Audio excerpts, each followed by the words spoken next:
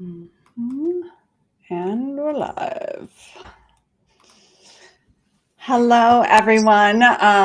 Welcome. Happy Friday for the people that are, it's Friday. Some places in the world, it's Saturday already. I'm Kathryn Goetzke. I'm CEO of the Shine Hope Company and founder of iFred. And I'm here with Scarlett Lewis today, who founded the Choose Love movement.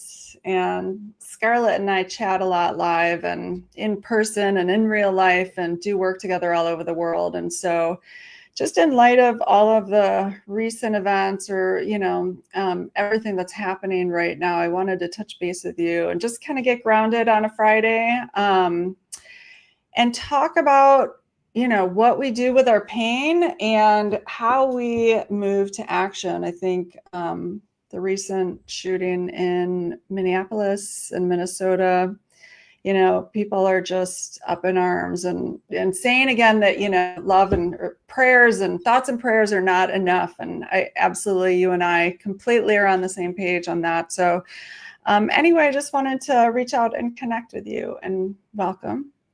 Thank you so much. It's great to be here. I mean, I think this is one of the things that you do when you're feeling up in arms, when you hear tragic news and you're having a hard time with it. You reach out to a friend, and if we did that yesterday, and so we're doing that again today. Still processing and talking through.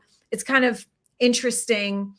Your life is going along okay, and you're learning and growing, and then something happens and it's maybe a little bit too much. Maybe it just kind of cracks open something in you, and you have to put out all of your skills and tools and pick them up in different ways. And I think this is very relevant for those who actually are familiar with Shine Hope and Choose Love, because we teach those essential life skills. But the interesting thing is, life is a journey. It's not a destination. So even for us, founders of organizations that teach essential life skills, it's really the same thing. We are still learning and growing. We feel pain.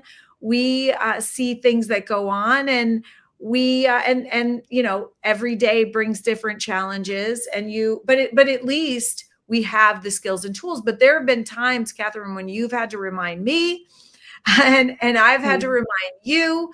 But the beautiful thing is we have knowledge and awareness of them, and we can bring them out. Yeah, absolutely. Absolutely. And that's, I think, really too what it's about. And it's about being intentional about bringing those skills and tools out. And just, for those who don't know me, I'll just share a little. I had a suicide attempt in my 20s. I struggled a lot with addiction. I've been in recovery over 21 years. My dad died by suicide when I was 18. And so like about 15 years ago, I set out to understand root cause, which led me to hopelessness, which then led me to figure out how to hope and how to teach hope as a skill.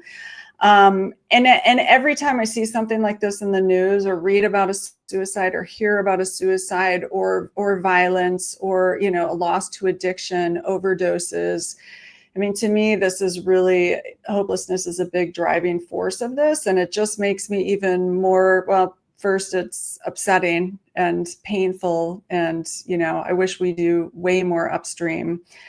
And it's also encourages me and to get to work, to do more, to like be more, to share more what I know. And unfortunately, you also have a story of why you do this work. So I'd love for you to just share a little bit about that too. Yeah. So my 6-year-old son, Jesse McCord Lewis, was murdered at Sandy Hook Elementary School alongside 19 of his first grade classmates and 6 educators in what is still the worst mass shooting in an elementary school in America. And I realized after, first of all, the first thing I thought of was this was 100% preventable. And not many people say that, but it is. Including what happened in Minneapolis. And I came home and found a message that Jesse had written on our kitchen chalkboard, 3 words: nurturing, healing, love. And I realized that is the solution.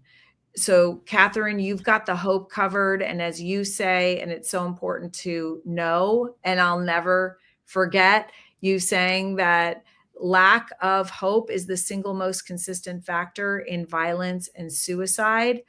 I think that's so important. And then I'm looking at that nurturing, healing, love message, and I'm thinking, this is, and you talked about root cause. This is also part of the root cause is lack of love, connection, and belonging. Because when we don't have connection, when we don't feel good about ourselves, when we don't feel like we're worthy or enough, that leads to suffering. And you talked about upstream efforts. And I think for way too long, we have been focusing on the problem, addressing symptoms. And it's like if you picture a tree and you see the tree is dying. So you're like, okay, so let's spray up in the leaves. And that might help a little. But what you really need to do is get to the root system. You need to strengthen that root system, and then the whole tree will be more healthy. And, that's not normally how we deal with things. So after my tragedy, I decided to focus on the grievance end, what's called the grievance end of a model that the Department of Homeland Security uses for violence called the pathway to violence. I saw a lot of people focusing on the attack end, but there was this end down here. It was called the grievance end. And I thought, what if we gave kids the essential life skills they need to not only manage the grievance, but to help them learn, grow, and be strengthened by it? Because really, we as human beings, we are designed to grow through pain, not be taken down by it and take down others. And I think that that's a really important concept, Kathryn, that we need to remember right now. And we are responsible to teach our kids this, that we grow through pain, we grow because of our pain and not despite it. Yeah, absolutely. And it's super easy to run away from the pain, to escape, to get back to do, which is why it's so important to be able to sit in grief and sit in the sadness and experience it and let it teach us, what we need to learn from it. When you talk about the grievance, so that's, just for listeners, talk more about what that is, what that means. Yeah. So the grievance is whatever issue, whatever pain, whatever hurt somebody is feeling. Usually when there is violence, it is started by a grievance. And the interesting thing is, at Jesse's funeral, and everybody was asking me, what can we do? I got up to address the congregation and I said, there is something you can do. Everything starts with a thought process in our head. And I pictured Adam Lanza, who was the shooter at Sandy Hook, as a little boy having an angry thought without the skills, tools, or nurturing environment to manage that thought. That thought, that thinking, that mindset actually led to the Sandy Hook tragedy. I mean, that mindset, along with other abuse, neglect, et cetera, just piled on itself. And the amazing thing to me was the thought could be changed. So it's, I asked the congregation to start thinking about what they think about and change one angry thought into a loving thought. And the amazing thing was they started getting in touch with me about a week later saying that one simple act completely changed their lives. And I think that it's really important. And that's really the foundational component of the Choose Love movement. It's so simple. Simple isn't always easy, of course. But thinking about what you think about and challenging the veracity of those thoughts, because in reality, we are all more than enough every day in every situation. And so if you're thinking that you're not, it's simply not true. Yeah. And I mean, we're teaching our kids that, unfortunately. So many kids are learning that they're not enough, that they don't have anyone. I mean, one of the things we've been finding in our program is, half the kids don't even have one trusted adult or someone in their life that they can count on or depend on or go to in time of crisis. And if you are a child and you don't feel you can depend on anyone, or can go to anyone, I mean, we need that sense of safety. Kids need that sense of safety. And, as you already pointed out, we spend so much, and this is true in suicide prevention and mental health work, we spend so much money on crisis intervention, a time of crisis. So, I get so frustrated because I see so much of the talk now going to guns and spending money and, millions and millions of dollars on lobbying and then fighting a battle that really nobody wins. And it's just a waste when we could be focusing on prevention, on ensuring our kids feel included, feel loved, know how to get to hope, know that hopelessness is a normal part of life. How do we manage our despair in healthy ways? And how do we get out of our helplessness into inspired action? So, what they're doing is they're using weapons destructively. And that's just really, again, driven from hopelessness. And like you said, a lack of feeling included and community. So, I'm going to do everything I can in my power to look again at our programs and to ensure we're doing everything we can from a prevention standpoint, because it's so, so important. I mean, what you're saying makes such common sense. The thing is, it's not normally the way that we think, and it's not how we've addressed societal issues in the past. Even now, I mean, we really spend the majority of funding on hardening schools, active shooter drills, at this attack end of the pathway to violence. And we know, I mean, Uvalde, Texas, Robb Elementary School, that massacre happened about 10 years after Sandy Hook. And it was almost a carbon copy, except the response went backwards. And so what that should have told us is that simply focusing our efforts on the attack end of the pathway to violence always puts us a step behind. And in the process, we're learning from our mistakes. That's how we're learning right now, from mistakes that we make. And then every single shooting that happens, we go, ooh, that didn't work. Let's do this way. Meanwhile, there's this incredible proactive prevention piece on the other end. It's having schools with cultures that are loving and kind and connected. And that takes effort. It sounds so simple, yeah. Right? And the solution, would be simple. It is simple, but simple isn't always easy. It takes effort. And I honestly think, and I can say this, that, wouldn't it be nice if it was just passing a law that would just fix all of this?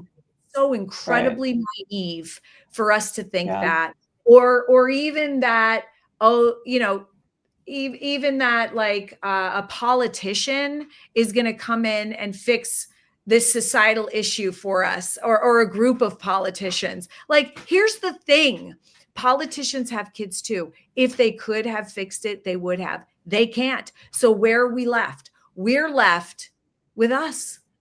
Us. Mm-hmm. Look at, like our children, these are for the most part children. Our brains don't fully mature until we're 25. Yes. I think Adam Lanza was 20.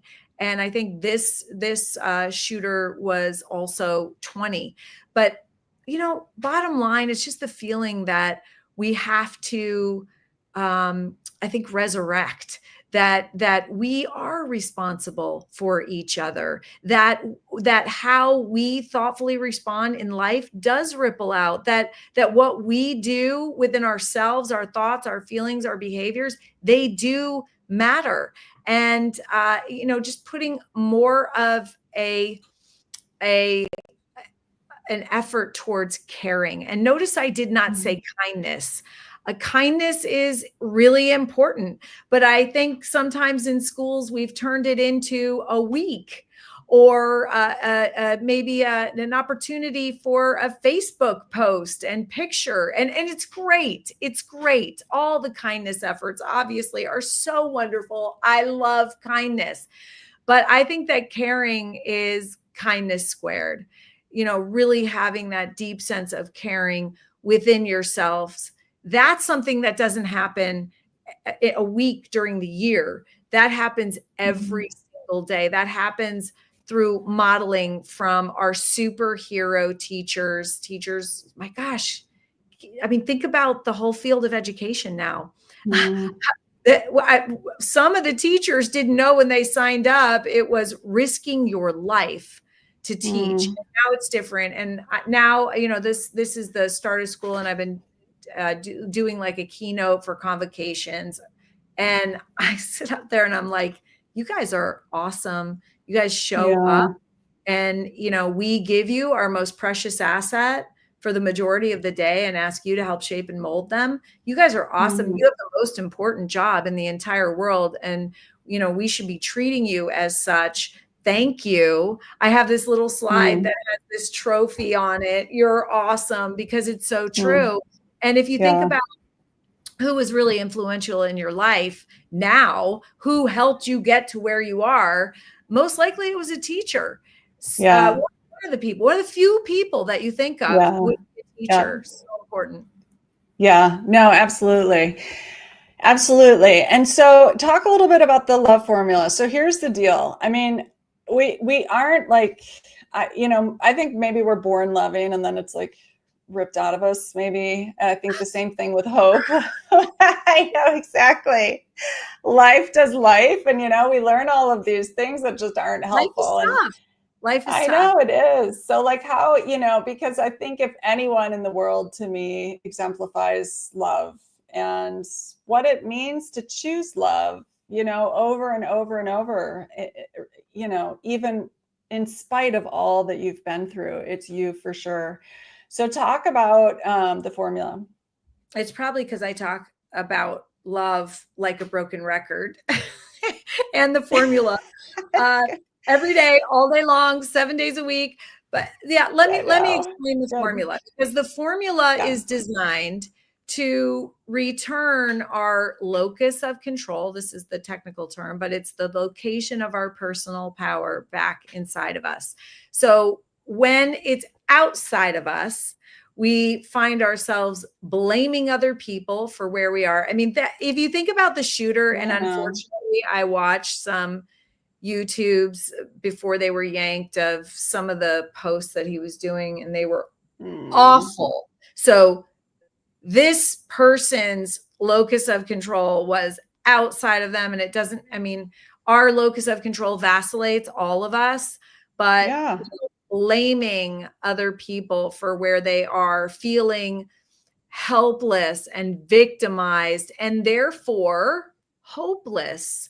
And that is a very dangerous thing, not only for the person, but for everyone else in their path of destruction.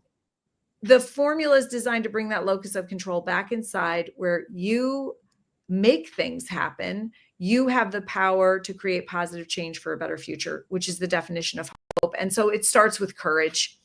And courage, wow, think about the courage that it takes to wake up every morning, put your best foot forward, continue on, be kind when other people aren't being kind to you, do the right thing when no one's looking, tell the truth, face adversity in your life, face a bully and not react, but pause and thoughtfully respond with love. I mean, all of that takes so much courage, and courage is like a muscle. We can practice it to strengthen it.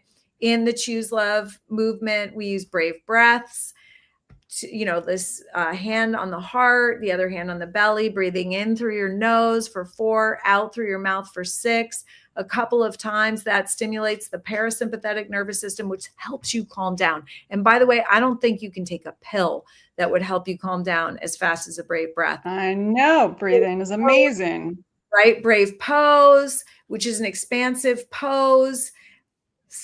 chin up, smiling when you can't get there in your head. Let your body inform your brain. And there's lots of research behind that too. So courage first. I got to talk about Jesse, because Jesse stood up to the shooter and saved 9 of his classmates' lives before losing his own during that horrific tragedy at Sandy Hook. He literally yelled for his friends to run, and they ran. And so you can imagine, as a mom, so inspired by both of my boys' courage, Jesse and his older brother. And so, get inspired by somebody else's courage. Read some stories of vicarious post-traumatic growth, people that have gone through horrendous things, and learn from their courage. Unbroken is a great story. What else? Christopher Reeve's story, Johnny, Joni, is a great story. There are so many great, your book is a tremendous story. Nurturing Healing Love. Get out your books. Even, like my kids growing up, we read the Little House on the Prairie series. That actually is a great book about vicarious post-traumatic growth and strength. So then I actually just used Jesse's message of nurturing, healing, love for the rest of the formula. Nurturing means loving kindness and gratitude. And the fact of the matter is, the majority of our thoughts are negative and repetitive, and we can only focus on one thought at a time. So gratitude helps shift the lens from negative to positive. It gives you a 10% boost in mood. It's really powerful. It's the number one way to lead you towards a growth mindset, being optimistic. All these things are pathways to flourishing. And then healing means forgiveness. Forgiveness is so important. It was probably the single most important factor in my healing journey, is letting the pain go, harvesting the gifts from the experience, and then letting the pain go and not being taken down by it, but actually growing through it. And then love is compassion in action. It's taking what we've learned and sharing it with other people. It's that service component. It's getting up and doing something for someone else. If you feel lonely, all you have to do is volunteer, and it's gone. So important. So it's courage plus gratitude plus forgiveness plus compassion in action equals choosing love. So important. 4 character values to remember. And you have an incredible matrix. In fact, it was so mind-blowing to me that I asked your permission to put it into the Choose Love movement. And do you want to talk about that? Yeah, sure. Absolutely. Thank you. And, here's the thing, like you said, and I say it all the time. It's a simple construct, but it's not easy. And these are things we know they work. And it's when you're in the middle of a disaster or something is yanked out from under you in your life, it's an intentional moment by moment choice. That's right. To do the things. Choice is your superpower, and you got it. We all have it. We forget we have it. We forget it's a choice. And then, you're weakened in that state, and you're thinking, practice gratitude. But the thing is, practicing gratitude on a regular basis before something happens. So having that regular practice of all of these things helps strengthen you, fortify you from the inside out to better be able to handle whatever comes along with more strength and grace. Yeah, you can do it. I know you can, and we must work on these skills. It's so critical. So the hope matrix I came up with because I wanted to get to hopelessness. And when I looked up hopelessness, it's both emotional despair. So you feel, sad, angry, afraid. You're in that state, in that fear and stress response. And you feel a sense of helplessness. So it's powerlessness combined with that emotional despair that is so dangerous and that leads us to do such horrific things. And it's either towards ourself or it's towards other people. And so, yeah, we came up with a SHINE framework to help navigate that. So you navigate your emotional despair by learning stress skills. How to identify and manage your stress response. I mean, we talk about similar things in just kind of different ways. And then using happiness habits. How do we get our happy hormones in healthy ways versus unhealthy ways? We talk about the dose, getting a dose. I used to think, well, first of all, you can get it from smoking. You can get it from being a bully. You can get it from drinking alcohol, doing drugs, being violent. You can get your dose. And so if you're in pain and you're doing those things, absolutely scrolling on your phone, mindless stuff, but it's not healthy for the long term. And if you really realize how it makes you feel, it doesn't make you feel good. And so learning how our body can create all of those chemicals by doing things, by what we're doing. And so teaching all about that. And then inspired actions is about how we get out of helplessness. So how do we get out of that stuck place? Like you said, that if we're in that state of helplessness and powerlessness, we don't feel like we have a locus of control. It's really important that we figure out where our control lies in that. With my dad, like I wanted to bring my dad back, and that kept me in a state of helplessness because you can't bring someone back that's passed. Yeah. And so learning how to, basically I had to learn how to re-goal, come up with, find new father-like mentors in my life that could serve as that kind of role for me, which took intentional work and action and setting goals and taking steps. And when the step seems too big, how do we break it down into little bite-sized pieces? So I did a lot of research on goal setting, like the best ways to set goals and how do you kind of get out of all of those spaces. So that's the helplessness and inspired action. And then nourishing networks, how we cultivate healthy kind of bi-directional networks, like really understanding what that means, why they're important for us. I mean, I think we're up to 95% more likely to achieve what we want in life if we write things down and we check in with someone regularly, which really goes to show the importance of networks. And also, we know that a big sign of outcomes for kids, if they have and can identify a trusted person in their life, at least one trusted person or a best friend. Mm. And a lot of kids don't have these. And for us, that needs to be a red flag all the way around. And we need to start, meeting those gaps and making sure our kids feel at least connected to one trusted person. It's so important. Mm-hmm. And then the E is eliminating challenges. And that really gets into what you talked about, those negative thinking patterns that our mind does automatically, ruminating, worrying about the future, internalizing failure, trying to control things outside of our control.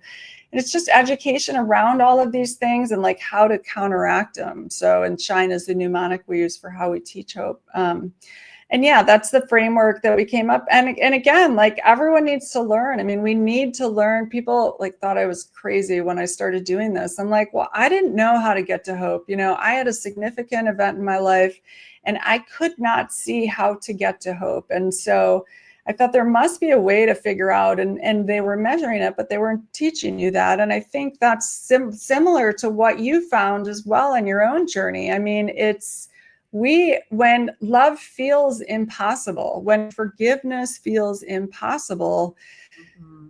That's when we have to study how to do it. That's when we have to kind of figure it out. And so, and to me, it's such a blessing. And I, am doing everything I can to ensure that we start thinking about things not at time of crisis or after the crisis has happened. I mean, it's so sad that that's when people, I guess I better take love seriously, or I guess I better take hope seriously, because we know the data is very clear in what's happening and why it's happening, and that these kids mm-hmm. don't have these skills and tools. Mm-hmm. And so to me, it's just another, motivator to get back to doing all I can and working with people like you that I know work so hard to study, the problems and come up with solutions that are implementable and impactful. For sure. Yeah. And, and I think it's important to note that we're not born with these skills and tools. We have to learn them. And then it's not just learning them, it is consciously using them. It's like choice.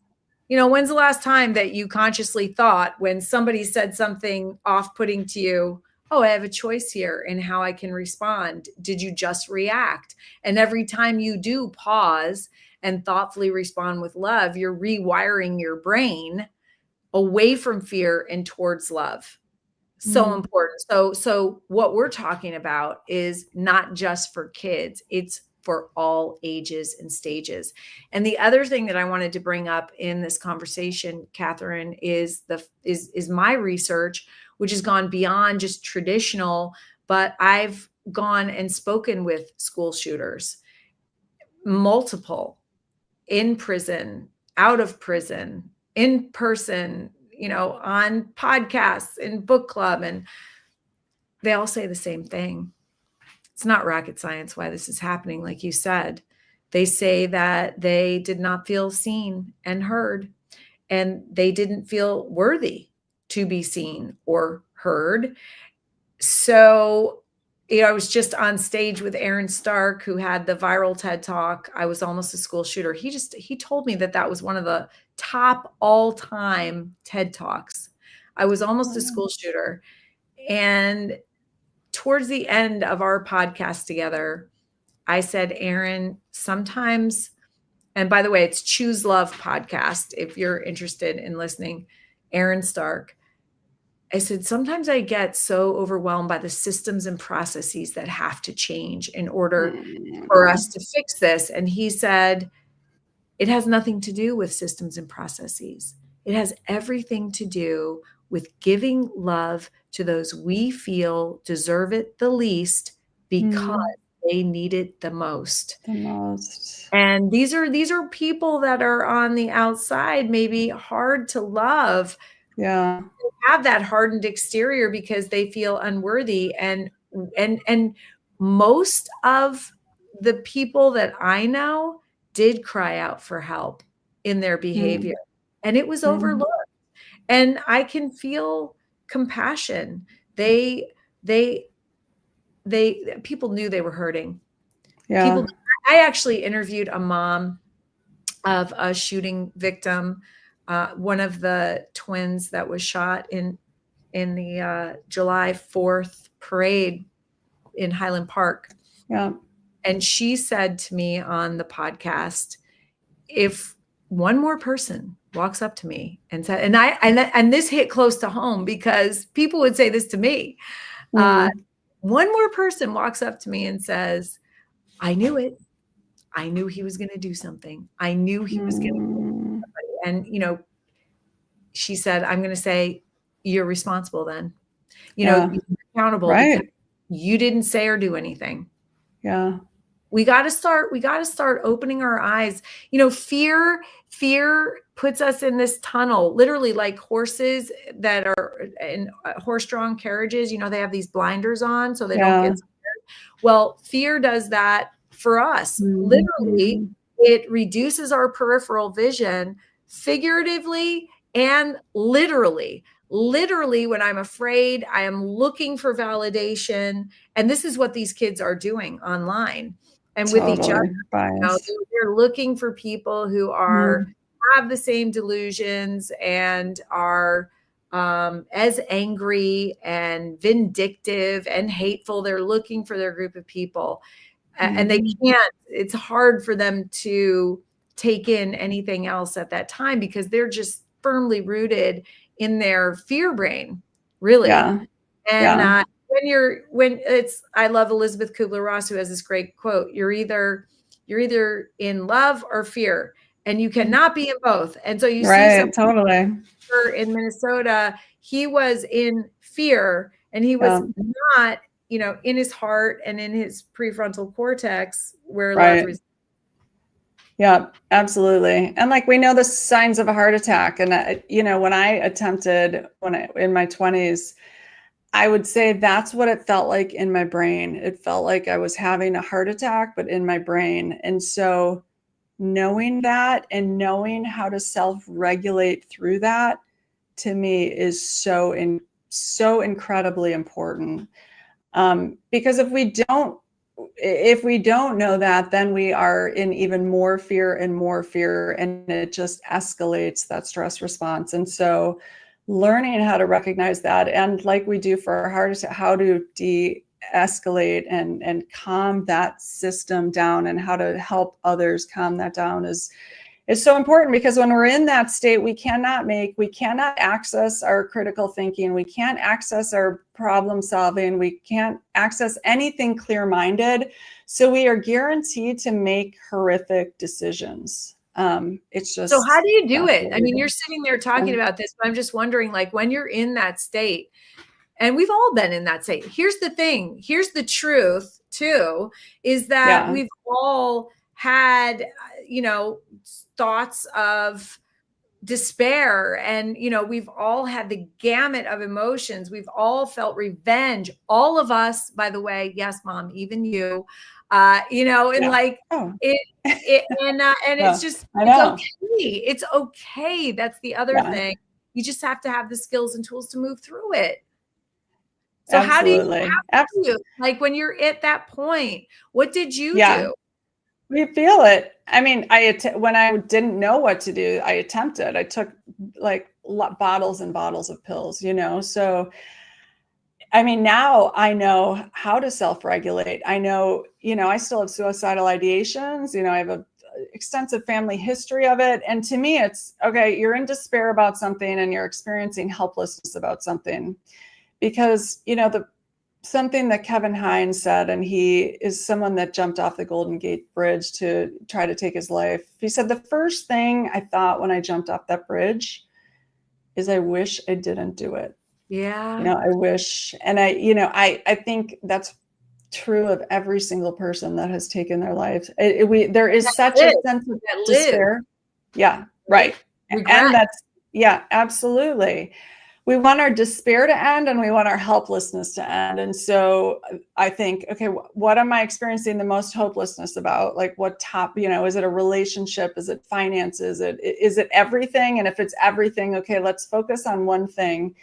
And then how do I manage my despair in a healthy way? How do I get that stress response deactivated, de-escalated? Sometimes it's just waiting a day, taking a walk. I do everything I can to get my state in a more stabilized place. Mm-hmm. And then how can I get out of helplessness into action? What can I actually do? Where can I make impact on that specific issue or thing? And so, when we notice ourselves in that physiological state of rage, of fear, of sad, that's where, if we don't take care of those emotions, that's when we do really horrific things. And we've got to learn how to regulate them, because if you don't know how to regulate them, and you have those physical sensations and experiences, they're terrifying.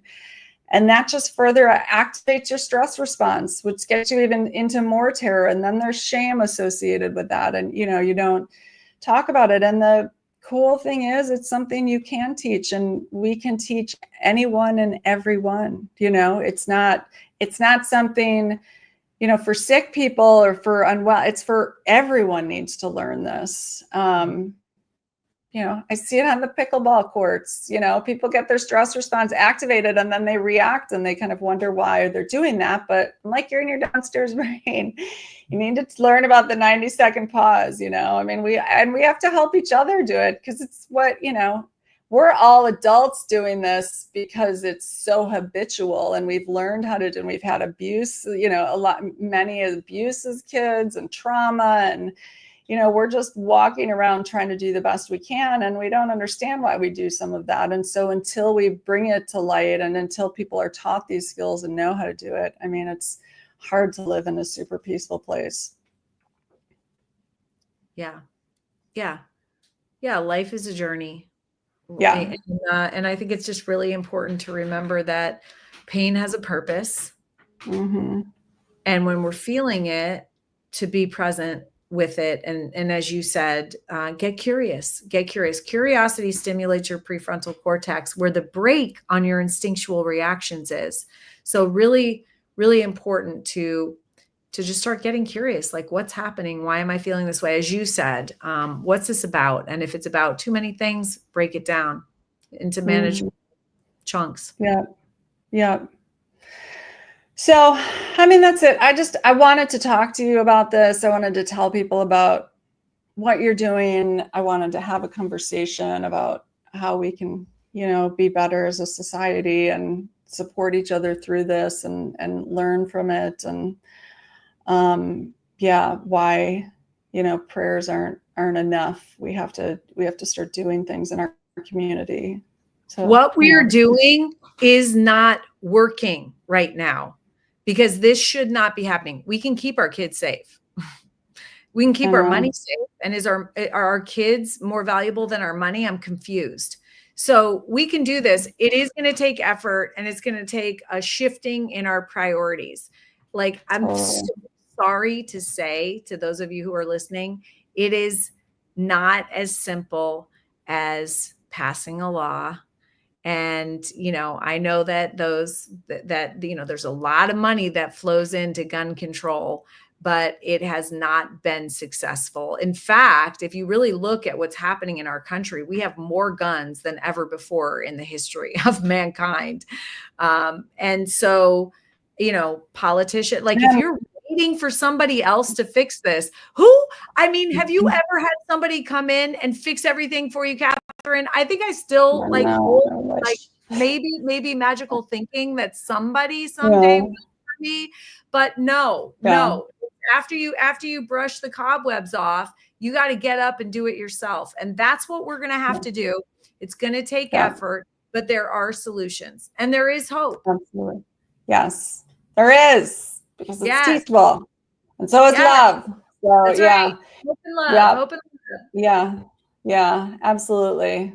Well, I'm so grateful to talk to you. It's so good to see you. I love having these conversations. You're my person. You're my person that holds me accountable. Kathryn's the one that called me. You called me a couple weeks ago on a Monday, and I remember you said, "Hey, is there anything I can do for you this week?"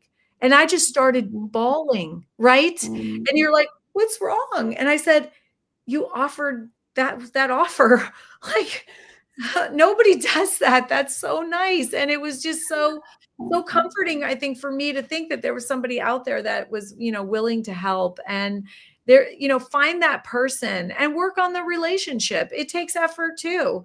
And it's so worth it. And don't wait. I was also speaking at a school safety event with Dan Jewis, who is the founder of the RAC Academy. He was the lead investigator for the Sandy Hook tragedy.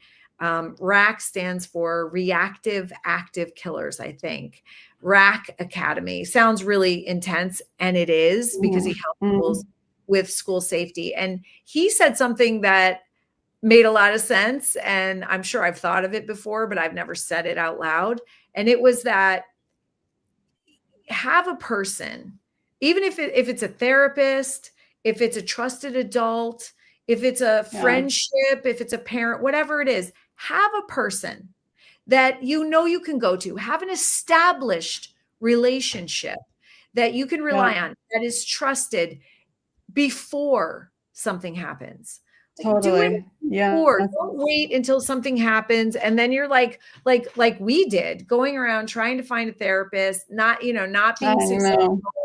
And find one beforehand, establish a relationship so that when you need them, they're there. That's the thing. And I think I've been blessed in life because my parents believed in therapy. I've had therapy my entire life. I've always had somebody to talk to. Even in college, I remember sitting on the phone being like, I don't want to do this. But I mean, like how wonderful was it that I could? I didn't always appreciate it, but let me tell you something, I do now.